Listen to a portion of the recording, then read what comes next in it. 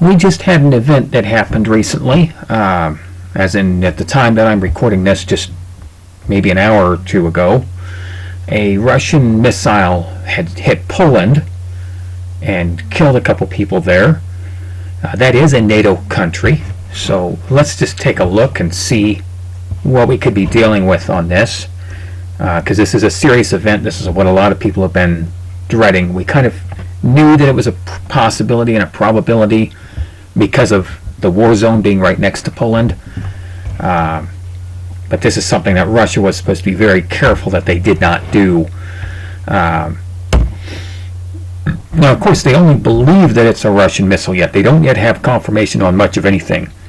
But since Poland is a NATO member, they have called an emergency NATO meeting to discuss this. And they're going to, of course, try and figure out and make sure that it is actually a Russian-made missile and all that.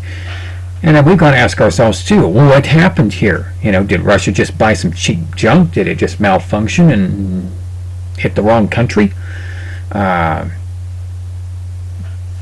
know, is it the did they go cheap on their training like they've done with the rest of their soldiers? I mean, they seem to have cheaped out on a lot of stuff over there, as we've been finding out.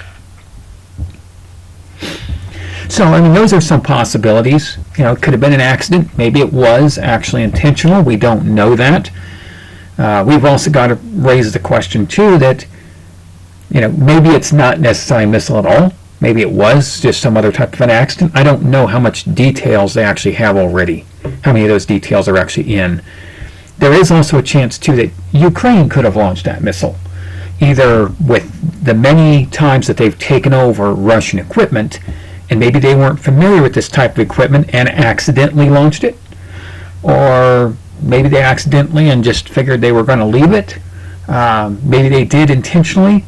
We don't know, but we also do know that it's difficult to trace who actually shot that from a war zone. We know that there's two countries in the war zone. We know that it flew from that direction, and we know that we can tell who made the missile when we look at the debris.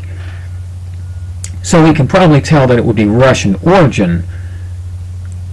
But yeah, could it have been a captured Russian missile that the Ukrainians had? Because that would bring in NATO on their side. Hopefully the Ukrainians wouldn't do that. But it's just bringing up the possibilities. My bet is it's just going to be somebody who wasn't very well trained. I think Russia cheaped out on their training more than anything else. That's my bet.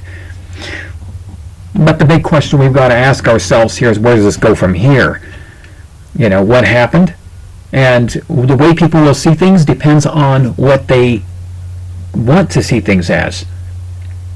Do these people over in the NATO membership in that meeting there that are going to decide on what they're going to do based on this missile attack or this missile accident, very probably, but are they going to, do they want war, or do they want to try and find a peaceful solution? Now, what does this mean for us?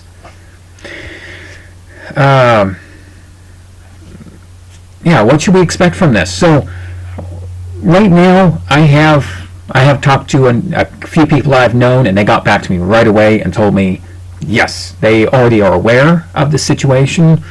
So the news is already spread. If you needed extra food and all that, it's too late, I would be thinking. Be very cautious if you go to the store. Good chance you may have a panic run. Maybe not. Maybe no one cares. But hopefully you've already got your food stockpiled, just in case it becomes something bigger. Hopefully it doesn't. But especially here, if NATO decides to do something, then when things happen there, then you can expect even more.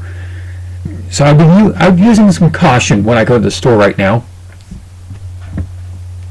If I was going to make a trip to the store, if you can avoid it, you know, I would just maybe patch your holes, but be very cautious if you choose to go. That's why I want to stay stocked up. So, yeah, it could be some chaos. We might be saying that we need to use that article of NATO, that's the mutual defense article, that tells us that we all engage together that now this is going to be declared as an attack on Poland, and now NATO's defense stuff is being called into play. And maybe they're going to say it was probably an accident, there was only one, or there was only just a small group in a short period of time, and maybe they're just going to say, hey, this is not anything, and ignore it. We don't know. Time will tell, but we just want to be prepared because they are a NATO country and they did have missiles land in their borders. Thank you for watching.